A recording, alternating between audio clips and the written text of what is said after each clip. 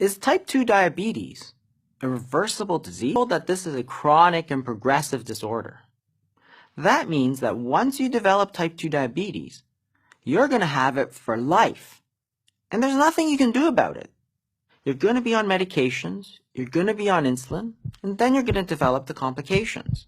Blindness, nerve damage, amputations, heart attacks, strokes, kidney damage, dialysis. The whole works. It's inevitable. But is it really? Imagine a world where type 2 diabetes is a simple, reversible disorder, where a simple dietary maneuver can reverse your diabetes in a matter of weeks. The American Diabetes Association, of course, disagrees. They say, right on their website, that it's a fact that for most people, type 2 diabetes is a progressive disease. So you might as well forget about it. Don't even try to get better. It's hopeless. They're telling you there's no hope. But we can look at certain examples and we can see that this is actually not true at all. Let me give you some of these examples. Bariatric surgery. Bariatric surgery is also called weight loss surgery or stomach stapling. What they do is they take your stomach and they cut it to the size of a walnut. So you really just can't eat. Because you're not eating, you're going to lose a lot of weight. But what happens to the diabetes? Well, let's look at this study here. In this study, they randomized two groups of people. One group of people stayed on their medications and got the best medical therapy available. The other group got weight loss surgery. On the horizontal axis is time, over 12 months. On the vertical axis is the number of medications that these people were taking. You can see that the number of medications that people took while doing the best medical therapy available really didn't change. They kept taking the same number of medications. They're really no better than they were when they started, than they were at the end. But look at the weight loss surgery group. Very quickly, within a matter of months, they're coming off all their medications, and it keeps going. By 12 months, many of these people are off of all their medications, and their blood sugars are completely normal. That's amazing. Wasn't this a chronic and progressive disorder? Wasn't this a disorder where there's no treatment and there's nothing you can do, it'll get worse?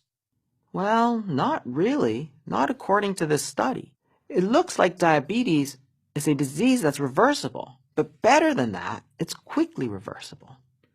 And even other types of weight loss surgeries, such as gastric banding, have the same benefits. Gastric banding is a procedure where they put a belt inside your stomach and tighten it so that you can't eat. And again, what you see here is that the diabetes very quickly reverses, and it stays gone. So this is not a chronic and progressive disorder. This is a reversible disorder. I'm not saying that gastric banding or weight loss surgery is the answer for everybody, but it simply points to the fact that the situation is different, and this is a reversible disease. Let's look at another example. We can look at fasting. Fasting is a dietary maneuver where you don't eat anything for a certain period of time. I had this patient here, Richard, who came to me for treatment of his diabetes. He had been diabetic for 10 years, he was taking about 70 units of insulin, and he was developing complications. He was getting eye disease, he was getting kidney disease. So we changed his diet, we put him on a low carbohydrate diet, and we gave him some simple tips, and we included some intermittent fasting in his regimen. Over a period of months, he lost about 50 pounds. And his diabetes got incredibly better. We took him off all of his insulin, took him off all of his medications, and his blood sugars are normal. Even 2 years out now, he's still on no medications, and his blood sugars are doing amazing. So, in fact, this is a reversible disease. Fasting seems to lead to a reversal of his diabetes. And this is not a new finding. In fact, if we go back almost 100 years, Dr. Elliot Jocelyn, perhaps the most famous diabetes specialist in history, wrote this in the Canadian Medical Journal, that temporary periods of undernutrition are helpful in the treatment of diabetes will probably be acknowledged by all after these 2 years of experience with fasting. So what happened was that he had been using fasting for 2 years, and he thought it was so amazingly great that it's going to be obvious. Everybody's going to know this. There were a few problems, of course. At the time, he didn't differentiate between type 1 and type 2 diabetes. While it's very beneficial for type 2 diabetes, it really doesn't impact type 1 very much.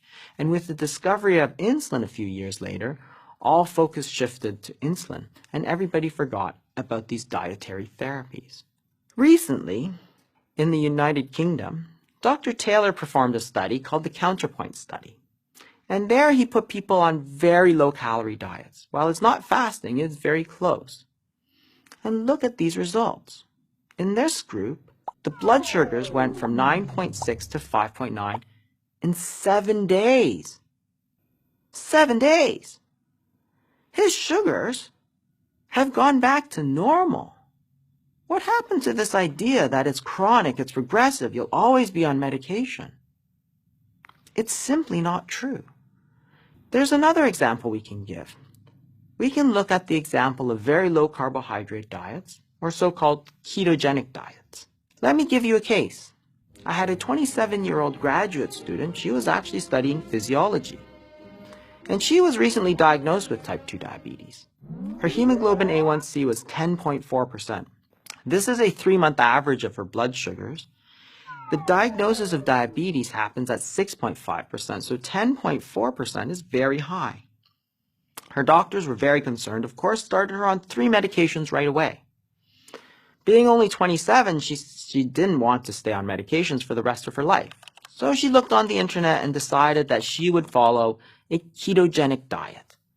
Well, she very quickly lost about 20 pounds, and at her 3-month checkup, her hemoglobin A1C was 5.5%, well within the normal range, and clearly not diabetic. Better, she had taken herself off of all her medications as soon as she started. So in this case, it looked like her type 2 diabetes was essentially cured. Wow. That's not what we are told, right? But we all know this is true. We all know that the type 2 diabetes is completely reversible. For example, if somebody comes up to you and says, you know what? I lost 50 pounds and my diabetes went away. You'd say, wow, that's great, terrific, good for you. You wouldn't say to them, no, you're lying to me. The American Diabetes Association says it's chronic and progressive. Get back on your medications. No, of course not. So it's immediately obvious that this is just a lie. Type 2 diabetes is not chronic and it's not progressive. It's reversible. But what about all the cases about people on medications? Do you ever hear people say, I started my insulin or I started my medications and now I'm so much better I took myself off? No, not really. If you take medications, you're generally on it for life, right? Or what about the standard low-fat diet? Nobody ever comes up to me and says, you know, I went to my dietitian, I started a low-fat diet, and now I'm so much better, I'm off all my medications. I've seen thousands of patients, and that doesn't happen. So in those cases, the diabetes is not cured. So actually, there are treatments that lead to a cure, and there are treatments that do not lead to a cure. So those that lead to a cure, bariatric surgery, fasting, and very low-carb diets. And these treatments do not lead to a cure. Insulin, other drugs, a low-fat diet. You'll never guess, of course, which direction all our current treatment protocols and research are heading to. They're all heading towards the path of no cure. And that's why they tell you it's a chronic and progressive disease. But it's not. This is amazing news. This is amazing. Because type 2 diabetes, in fact, a curable and reversible disease. The fact that treatments exist means that there is hope for all of us. Drugs, however, cannot cure a dietary disease. The cure must be a diet, the right diet.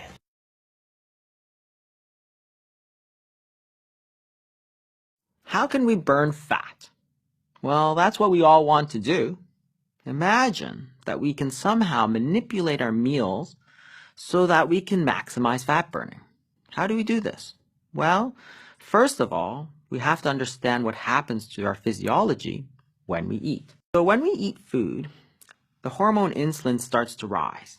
And insulin is a storage hormone. It stores some of this energy in our livers and in our fat cells. So sugar gets stored in the liver as glycogen, and fat gets stored as well. When we stop eating, the insulin levels start to fall, and what happens is that we start to bring this energy back out. So that when we're fasting, usually during sleeping, for instance, we don't have to constantly eat to feed ourselves because we're generating this energy from the fuel that we've stored away. And this is a normal situation. So you eat, energy gets stored. As you don't eat, the energy comes back out. Now, there are two main fuel sources for the body. The body can burn sugar, and the body can burn fat. And you have to understand that the body can switch from one to the other without any problems. This is a normal situation. Sugar is like the money in your wallet. It's easily available, but you can only store a certain limited amount. So you can take it in, you can take it out. It's very easy for the tissues to use. Fat, on the other hand, is like the money in your bank. There's an unlimited amount of storage, but it's not so easy to get to. You have to go to the teller. It's not immediately available to you like the money in your wallet. And this really explains partially why it's so hard to burn fat, because it's not that accessible to you. In fact, you can only get at it after you've burned through all the sugar, because your body is not going to bother of getting the energy from the fat when it has plenty of sugar. Let's look at what happens to the body when you start fasting. If you look at this graph, what it shows you is that where the body is getting its energy from. That's the oxidation rate on the left-hand side. So immediately when you stop eating, what you see is that the body is deriving most of its energy from carbohydrates. That's sugar. And the immediate part after fasting, you can see that most of the energy is still derived from sugar. But after about 24 hours or so, those stores start to run out. The glycogen, which is the stored sugar, is starting to run out. And as you stop getting energy from your sugar, then you can see the green line, which is the fat burning, starts to ramp up. What you see in essence is a switch here from burning sugar to burning fat. At no time do you see the protein really become a major problem. We're not burning protein for fuel. Protein is what we want our muscles, our tissues to be made out of. It's important. And you see that the body conserves the protein through the entire process. We're not burning muscle, we're burning fat. So what we're really talking about is how to switch over from burning sugar to burning fat. How do you do this? Well, a low carbohydrate, high fat diet is going to prevent the sugar from being stored in the first place. So if there's no sugar being stored, your body is naturally going to be able to go to the fat. But what happens if you have a lot of sugar stored already? Well, fasting is a great way to burn down all this sugar. Once you burn down all this sugar, then you can start burning fat. You want to start fasting? That's terrific. In this short video, I'll tell you everything you need to know to get started. It's terrifically simple. Almost everybody can benefit from fasting, but there are a few exceptions. It's not recommended for children, pregnant or breastfeeding women. Those severely underweight or malnourished should not fast. If you're taking medications, especially if you're taking insulin or diabetic medications, you can still fast, but you need to make sure you clear it with your physician first. And that's it. Everybody else can get started right away.